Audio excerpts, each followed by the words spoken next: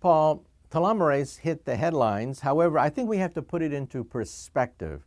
It is not the fountain of youth. However, it is a significant breakthrough. We have to put it into a much larger perspective.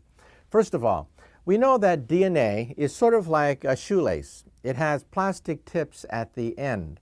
Every time a cell reproduces, the tips get shorter and shorter and shorter until finally they fray. And you know that your shoelace without the plastic tips will simply fall apart. That's what happens inside a cell. A cell, for example, your skin cell, will divide about 60 times. That's called the Hayflick limit. Then the cell goes into senescence and eventually dies. So in some sense, every cell has a biological clock. It is doomed to die after about 60 reproductions. However, telomerase can eliminate some of the contraction of the chromosomes, and the chromosomes can maintain their length. So at first you may say, aha, we can now defeat the biological clock, but not so fast. First of all, cancer cells also use telomerase. Cancer cells are immortal. Cancer cells are immortal, and that's precisely why they kill you. Why are cancer cells so dangerous? Because they are immortal. They grow and they grow and they grow until they take over huge chunks of your body, meaning that your bodily functions cannot be performed, and you die. So we have to make sure that when you hit ordinary cells with telomerase, that you don't also trigger cancer in the process. Now, also you have to realize that genes are also very essential for the aging process. It turns out that we know what aging is. Aging is the buildup of error. That's all aging is, the buildup of genetic and cellular error. As cells begin to age, they begin to get sluggish because genetic mistakes start to build up.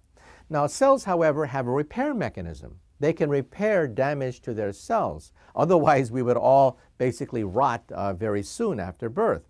However, even the repair mechanisms eventually get gummed up, and then the cell really starts to get old as a consequence. So then the question is, can you accelerate cell repair? That is another branch of gerontology which is being looked at, using genes and using chemicals to accelerate the repair mechanisms. For example, if I take any organism on the planet Earth, from yeast cells to spiders, insects, rabbits, dogs, and even monkeys now, and I reduce their caloric intake by 30%, they live 30% longer. In fact, the only organism which has not yet been deliberately tested by scientists are Homo sapiens. All the other species obey this basic rule. You starve them to death, they live longer. This is independent of telomerase. This is a function of the wear and tear that we have on the cells. And this is the only known way of actually deliberately extending the lifespan of any organisms almost at will. Now, what we want is a genetic way of mimicking this mechanism without having to starve yourself. Because how many people do you know would be willing to starve themselves in order to live 30% longer? Not too many. So then the question is, are there genes that control this process? And the answer is apparently yes. There's something called the sirtuin genes, SIR2 being the most prominent of them. They in turn stimulate certain enzymes, among them resveratrol, which is found in red wine, for example. So this does not mean that drinking red wine or taking telomerase is the fountain of youth. I don't think that anyone has a fountain of youth yet.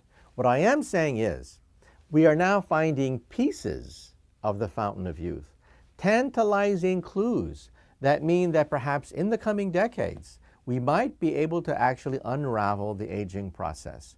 We don't have it yet. Don't go out to the drugstore and stock up on these kinds of chemicals and enzymes thinking you're going to live forever. However, it is conceivable that in the coming decades we'll come very close to finding it.